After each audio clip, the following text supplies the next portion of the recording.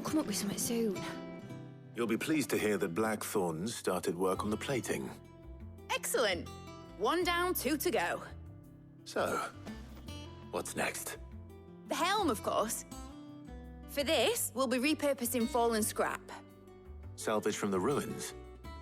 I thought that material was all but impossible to work. Ah, but we don't have to. I'm sorry. Just so happens there's one particular ruin that's broken into exactly the right shape and size pieces for what we need. What's the name back there? I'll give you all the details.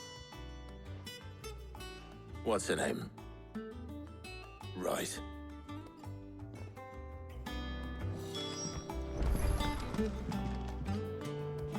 Oh, Sid, is this about the helm? Yes. Mid said I should speak with you. I'll show you the plans then. Here you see the mithril engine, in which mithril is burned to generate heat.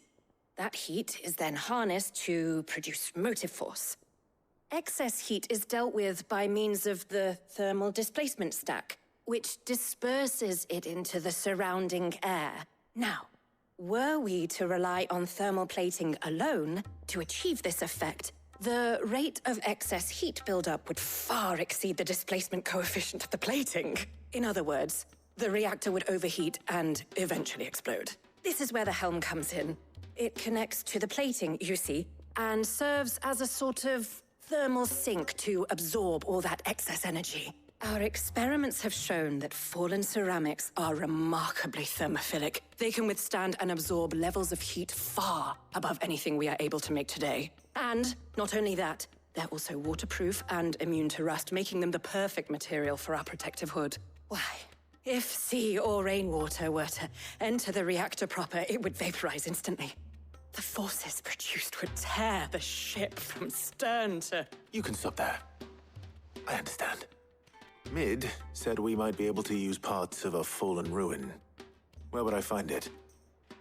Ah, yes. It's in Lorbert's Pass, near Lostwing.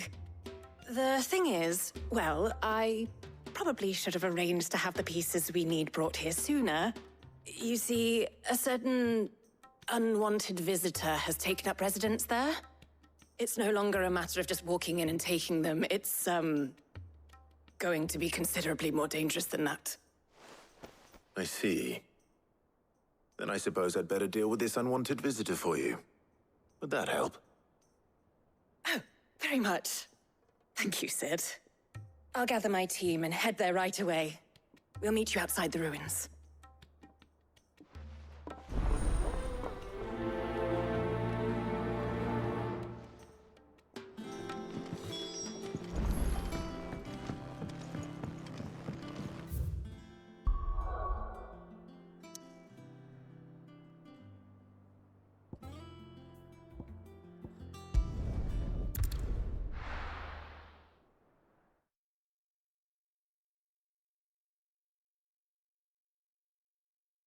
I'll be taking you all to a storehouse in the Bales. Leave anything you don't need behind.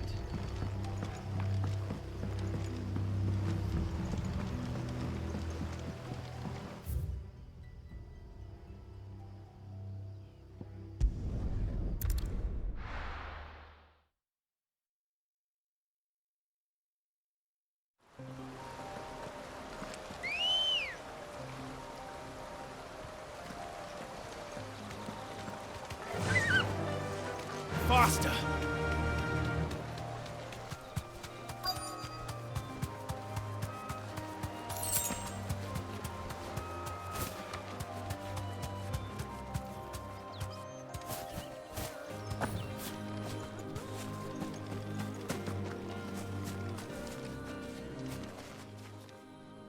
Oh, there you are, Sid.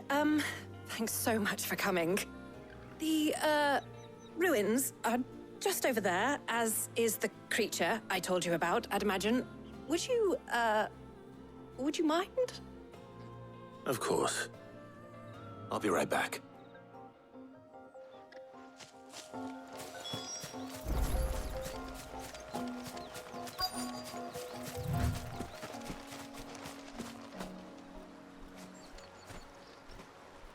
Anybody home?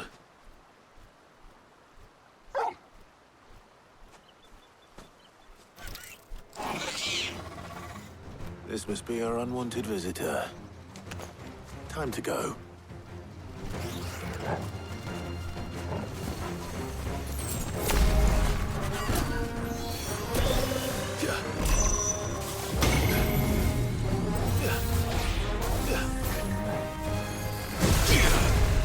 Nice try.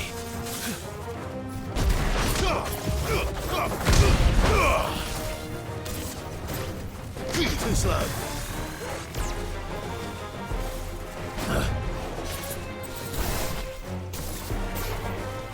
Nice try.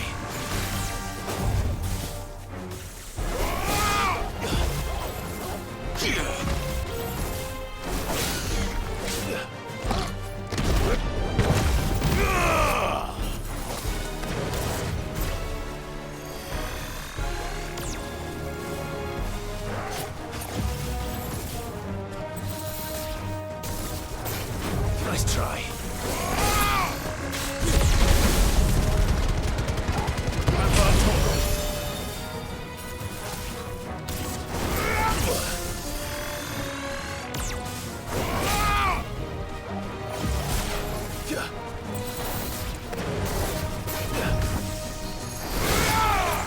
Nice try.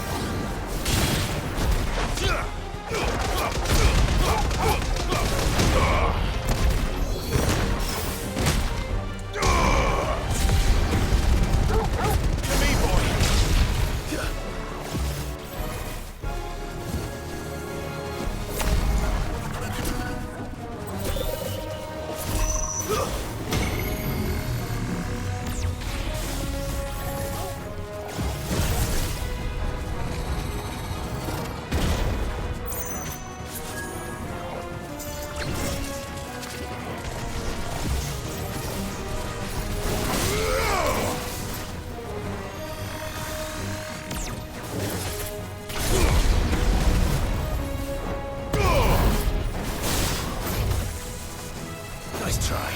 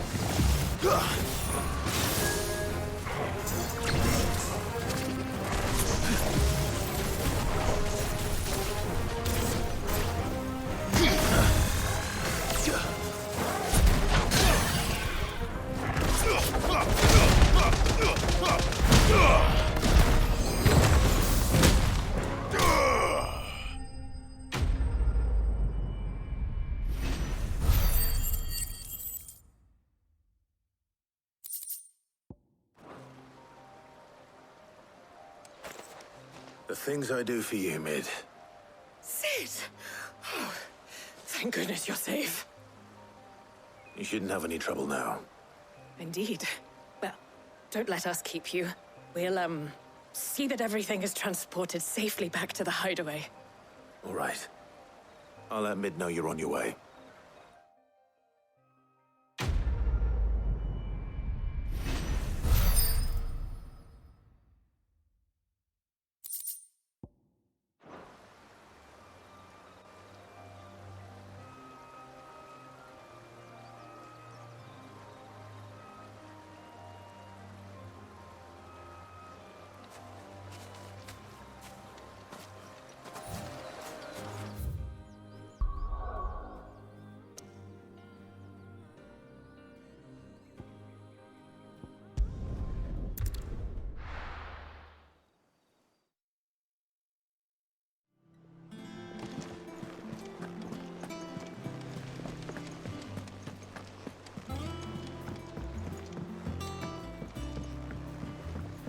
We're seeing troops amassing at every border crossing.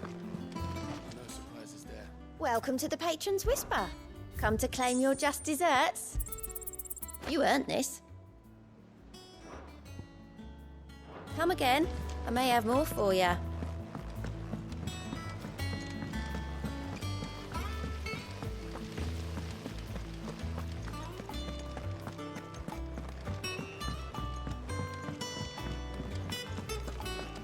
Think Mid might need some help.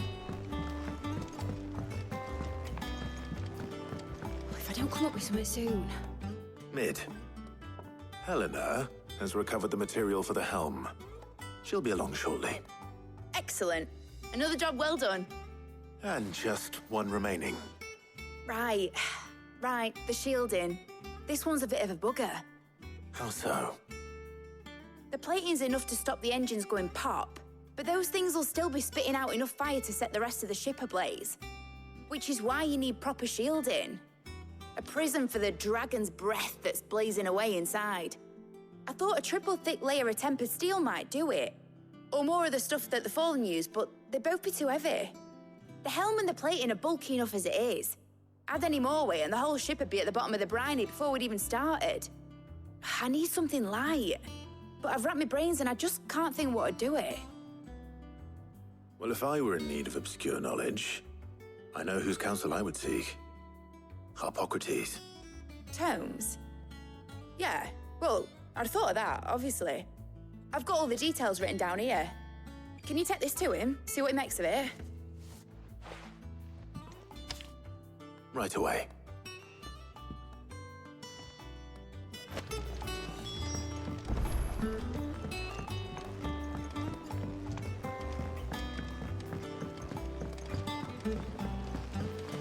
Editors started reading books that don't have anything.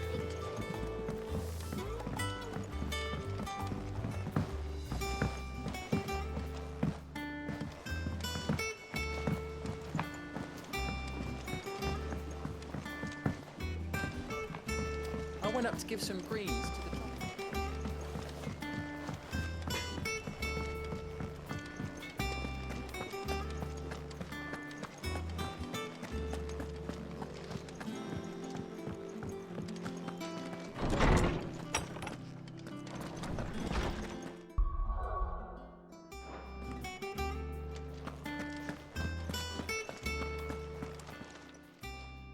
Harpocrates, do you have a moment? For you, Clive? Always. Well, actually, it's for Mid this time. Could you take a look at this?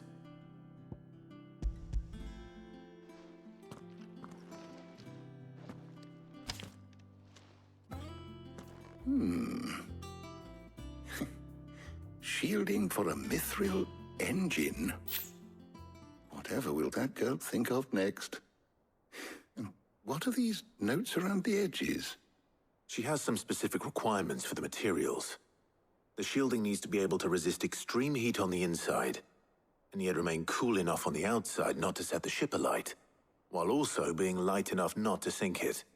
As you can imagine, she's struggling to find anything that meets her needs.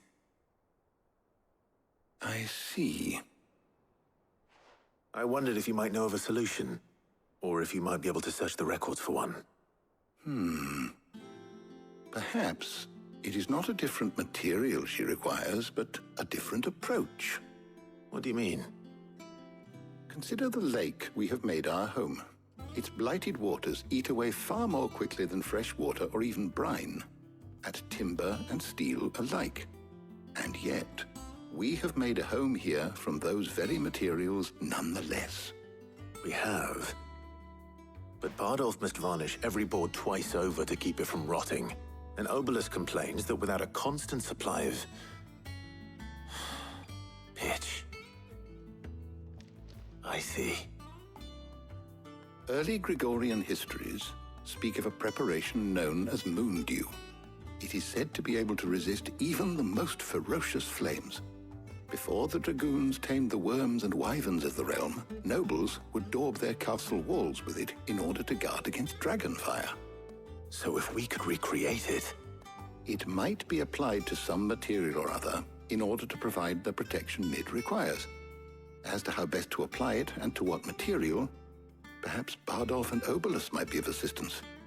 I shall speak to them and see what wisdom they might have to offer. If you would be so kind as to procure the necessary ingredients, I shall discuss the specifics of how it might be most effectively put to use with our two friends. The knowledge of the past may yet prove useful to we of the modern era. Thank you, Hippocrates. And since you're asking others to help you, perhaps I should too.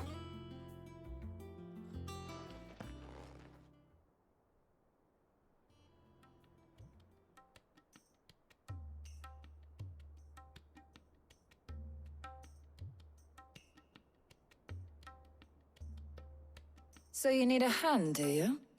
We do. I'll be heading to market for the ingredients we need. I could do with some help. And some company, too. The other can assist me in researching how best to prepare the shielding itself. Can we count on your aid? Always. Well, if Jill's game. Thank you. I am sure either of these fine young minds would prove indispensable in my research. I leave the decision as to who will go with whom in your capable hands, Clive.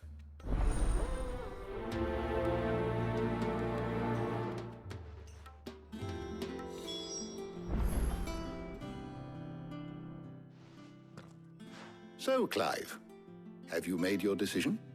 Who will accompany?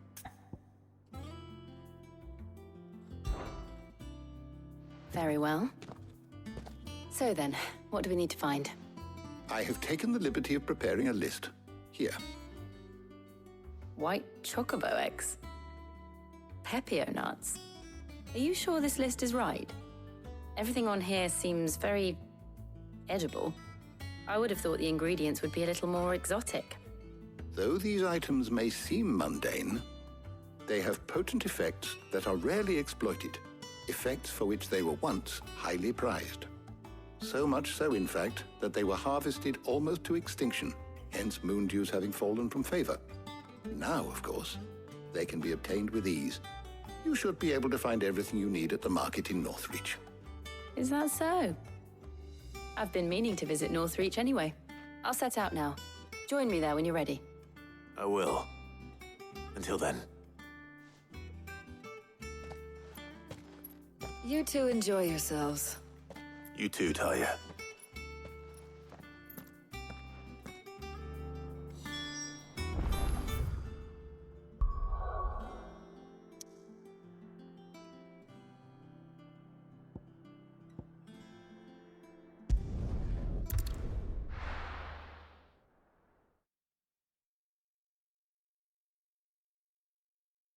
Now, where's Jill?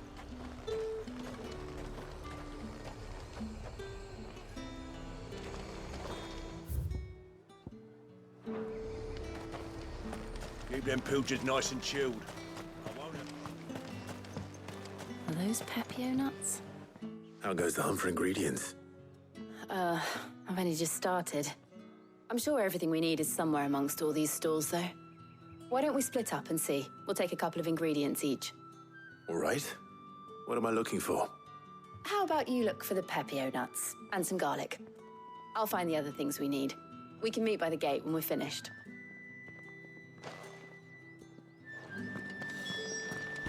Up! You'll not find a bruised pippin in the... Fresh cuts! Come and get them! You haven't much, but you're free to look.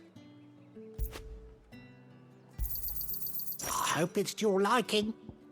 You're always welcome here in Lostwing.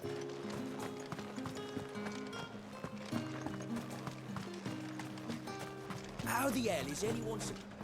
Oi, don't touch anything. And...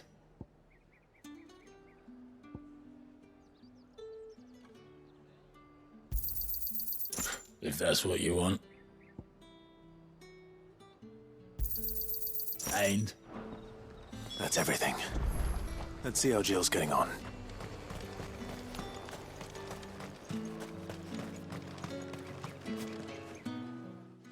Did you find everything? I did. Here.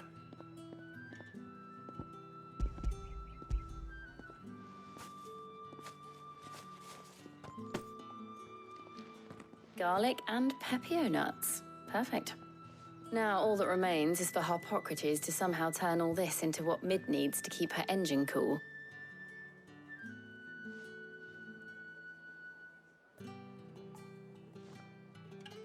But before we head back, would you walk with me a while?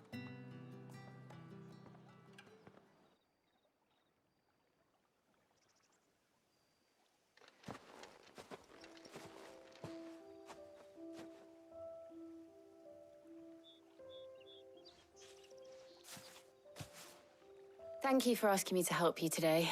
It makes a nice change. It does. It's good to get away from all the battle and bloodshed for once. Just being here reminds me of when we were children. Do you remember? Walking down Market Street in Rosalith, taking in the sights and smells. How could I forget? What with Torgal's antics. Remember how his nose would prick up at the scent of sausages? He'd go racing away and we'd have to go running after him. We wouldn't catch you now, would we, boy? Was there anything you wanted to buy for yourself while we're here? There was, yes. Well, sort of. Molly in the kitchens told me about a place that sells particularly good pies. Thought you might like to share one with me. I would. Thank you. And I saw some bread.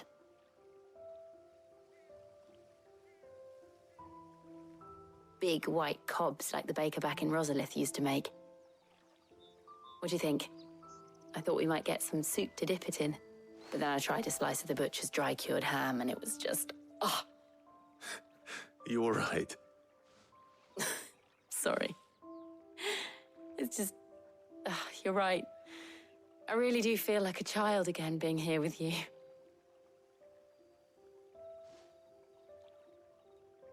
Clive. Is it wrong of me to enjoy this? No, Jill. This is how life should be. And it's how our lives will be when our work is finally done. When we can live on our own terms. I hope so. Thank you, Clive.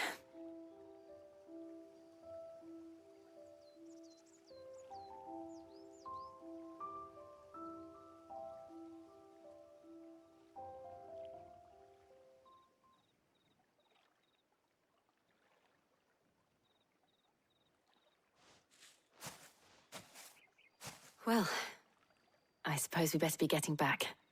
I need to give these ingredients to Harpocrates and Talia. I'll see you at the hideaway. Take care. I will. You too.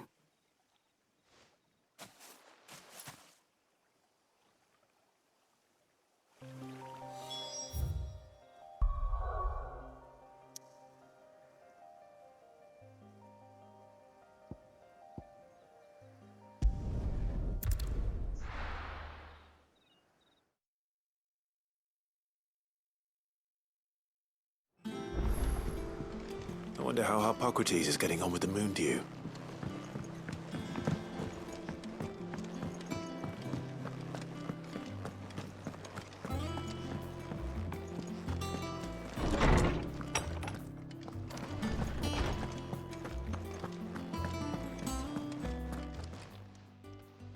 How's work on the shielding progressing, Harpocrates? Well, very well indeed.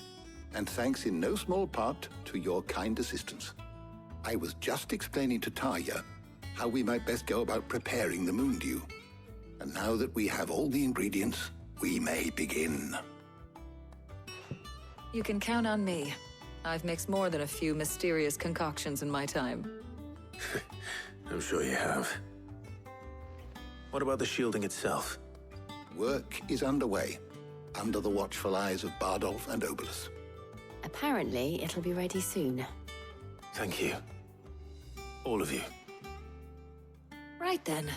Jill, would you join me in the infirmary? Many hands make light work and all that. Of course.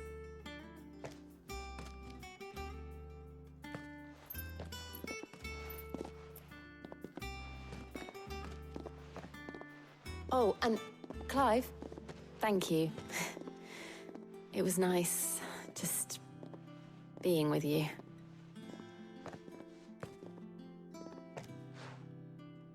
it appears our work here is almost at an end. A shame. I was enjoying playing the man of action for once. When both the shielding and the moondew are ready, it will merely be a matter of applying the one to the other, followed by a rigorous process of testing and retesting, of course. Perhaps someone ought to warn young Mid of that. Leave it to me. Thank you, Hippocrates.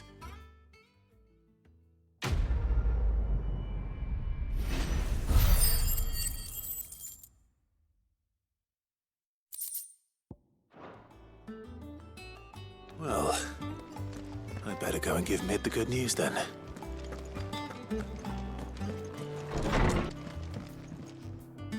Sorry to keep you waiting, Mid, but you'll be pleased to know that work on the shielding is underway. You found something for it? In a manner of speaking, Hippocrates knew of a substance that's highly resistant to heat, a coating that should provide the protection you need. He's supervising the construction and testing of the shielding as we speak. Brilliant! I knew you wouldn't let me down. Don't thank me. I'm just the errand boy. Right then, better start working out how to bolt all these bits together. To the Black Hammer!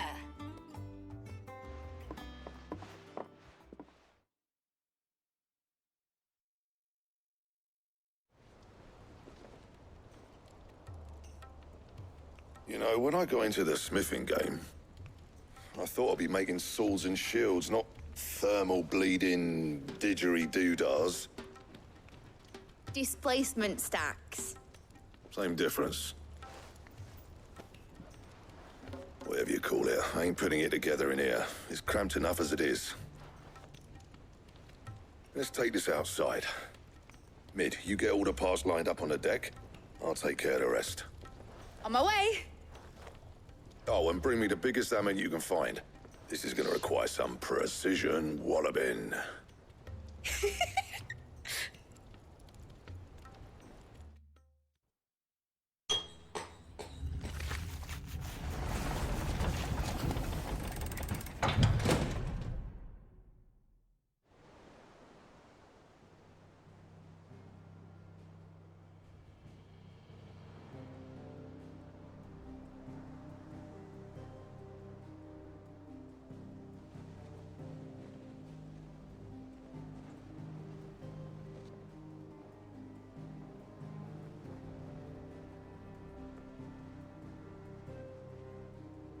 It's finished! It's finally finished!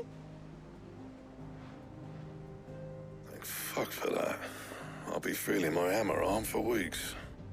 Thank you, Clive, Blackthorn, everyone. That's one down and just 3 more to go. I'm sorry. Oh, didn't I tell you? The Enterprise has 4 mithril engines, and we'll be needing a displacement stack for each. You don't mean... Don't worry. Now they've got a finished one to work off. My gang in Canva can build the rest. Good luck to them, I say. Right, I'm off to get a sling for this elbow. Any other work comes in, keep it to yourselves, eh?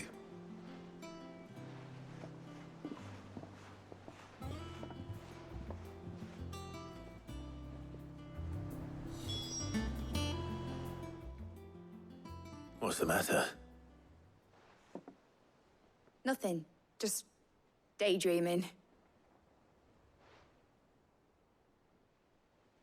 Thinking about the Enterprise sailing off over the horizon to shores unknown, searching for a land untouched by the Blight, just like me and my dad planned. So if the worst came to the worst and every scrap of soil in the Twins turned black, we might still have a chance. That's what she was meant to be. You see, one last chance just in case we needed it. But now she's so close to being finished, I've realized I don't want it to be that. I don't want it to be just a lifeboat for us to cling to if things get desperate. I want people to sail aboard her by choice, not from the lack of it. In a world where we're not just trying to survive, but where we can actually live. I'm working on that. And I'll do everything I can to get you what you want. Don't you always? All right. My mind's made up. As soon as the Enterprise is fit to sail, I'm I'm putting her under your command. Sod our plans, I'm trusting in yours. Are you sure about this? Something tells me it's what my dad would have wanted. He'd be proud of you. You were gonna visit his grave, weren't you? I was.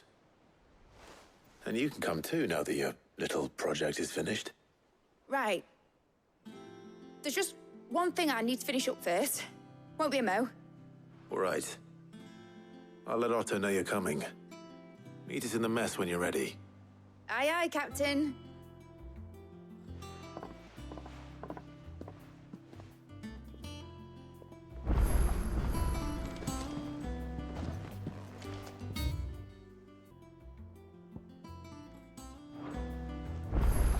Mib told me she was building a ship.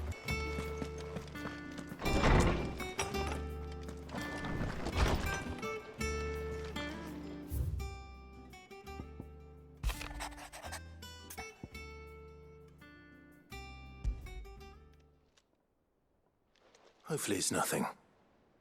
But I should speak to Blackthorn just in case.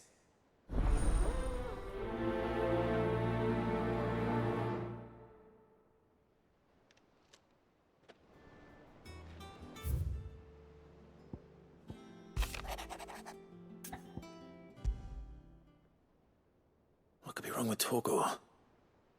He seemed well enough when I last saw him.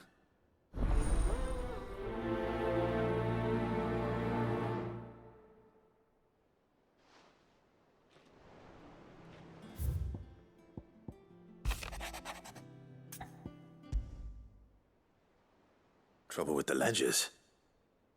Shouldn't he be asking Otto for help?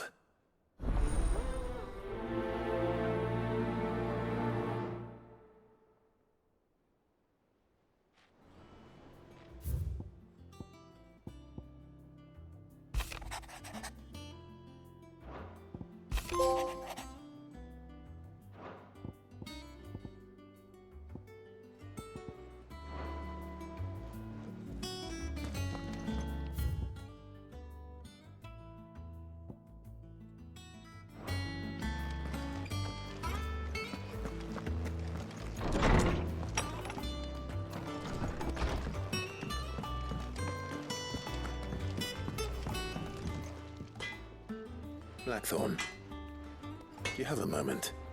Not really, no. This won't take long. I just wanted to ask how you're getting on. August was worried about you, that you might still be doubting your craft, even after learning the trick of that cuirass. Is there something else weighing on your mind? Perhaps sharing your thoughts might help. That bastard's like a dog with a bone. Still, he's got a keen eye, I'll give him that. He's just, well, Karen showed me something. Something I've never seen before. And that was? A sword. An odd-looking thing with a single-edged blade. The metal itself wasn't anything to write home about, but fuck me, the edge on it. You could slice a man clean in two with a weapon like that, and he'd be halfway home before he even realized he'd been cut. So that's what's troubling you? No. Not troubling me exactly. More distracting. Can't stop thinking, how do you get an edge that sharp? It's driving me mad. And if you knew how to do it, we could arm the curse breakers with even better blades. That's about the size of it, yeah. I'll see what I can find out. Sharper swords are always welcome. And we can't have our master blacksmith being distracted. You're a soft touch, you know that. But I can't say I'm not grateful for it. Good luck, eh? Thank you. Let's see what Karen knows about this sword.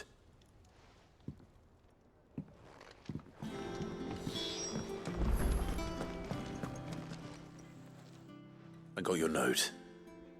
You think something's wrong with Torgor? So you can read. Congratulations.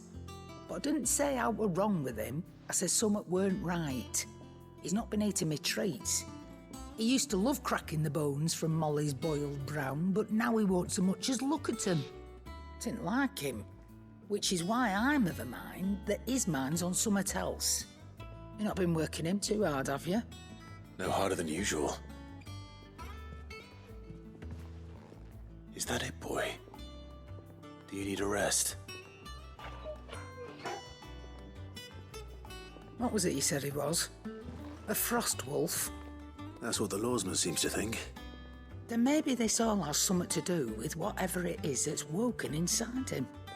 I suppose things have been different since Rosalith. Perhaps Hippocrates knows something. Instead of everything, you mean? Perhaps. You're looking well, Karen. What do you want?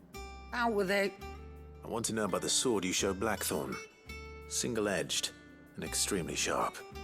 Running around after him again, are you? I suppose I am, yes. But I need to help him find out how to work an edge like that. It's driving him to distraction. Little wonder, I suppose. There's not many like that make it as far as the twins, and those that do go straight into private collections. Which made it nice and easy finding a buyer. Can you tell me who bought it? Where is it now? You think I tell people who my clients are? Suppose you're not likely to go nicking him off me, are you now? Fine. If you stop mooning at me like that. Lord Ignac's the man you want. Dalmekian bloke. Collects weapons and the like. And he's got more money than sense, which is why he's one of my favourite clients. Reckon he'll still be at the inn in Dalamil, where I left him. Thank you, Karen. Oh, and he's a touch eccentric, if you take my meaning. I appreciate the warning.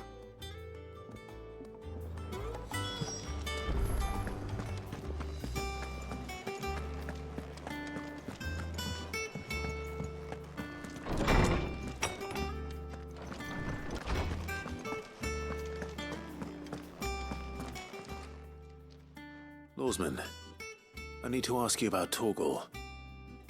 Something's not right with him. He isn't ill, is he? I don't think so. But according to Lady Karen, he seems to have lost his appetite, which is certainly a new development.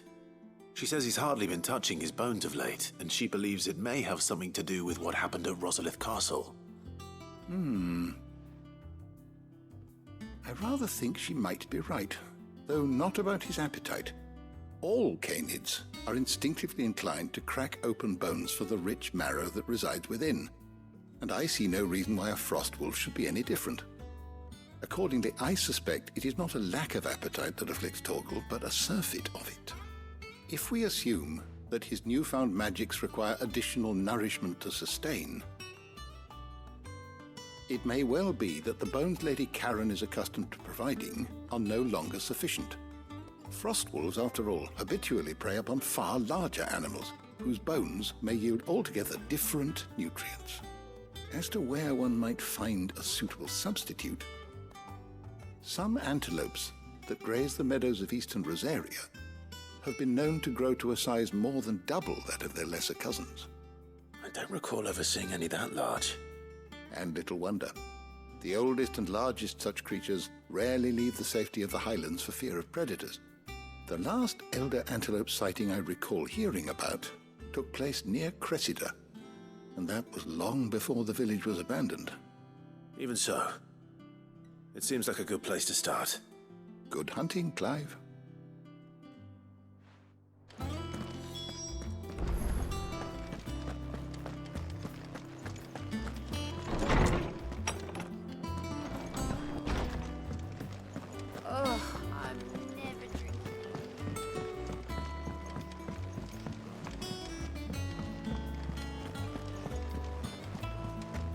Is that the thing Tomes helped to build? Mid told me she was building a ship.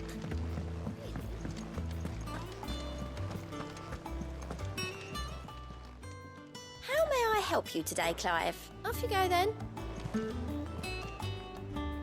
Clive, did you get my letter? That's why I'm here. Shh. I don't want to be listening. Is this better? A little. Listen, I've some bad news. It turns out the hideaway may be slightly behind in its payment to certain lenders. And it's maybe my fault. But I swear to the goddess, I thought I had the numbers square. Sadly, that square turned out to be more of a circle. 0, you might say.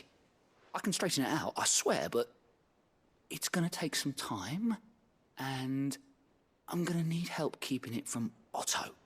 Bit late for that, I'd say. There you are! What a surprise! So let me get this straight. You forget to pay our lenders what they're due, and instead of coming straight to me, you get Clive to come to you.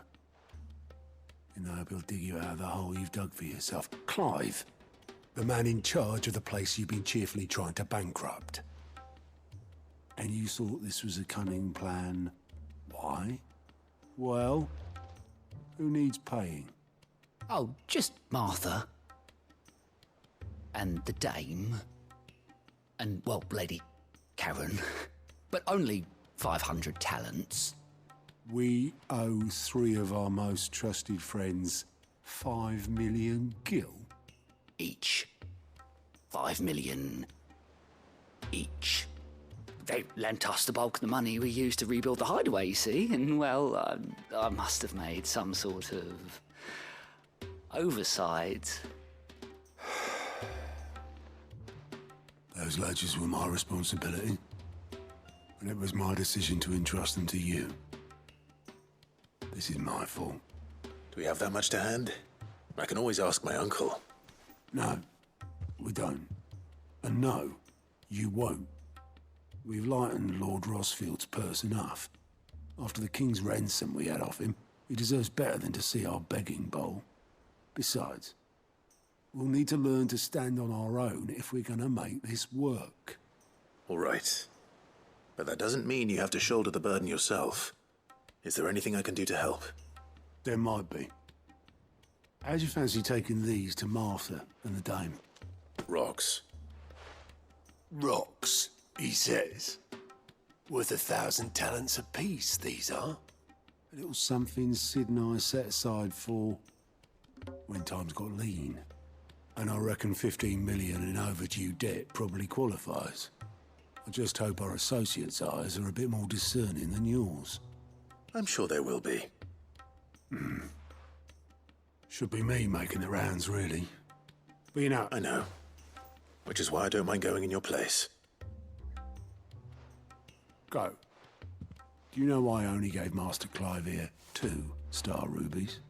Because you'd rather Lady Karen killed me. Because I'd rather Lady Karen killed you. Yes. Well, I suppose this is goodbye then. Don't worry. I'm sure Karen will understand. Really? Do you think so? No, I don't.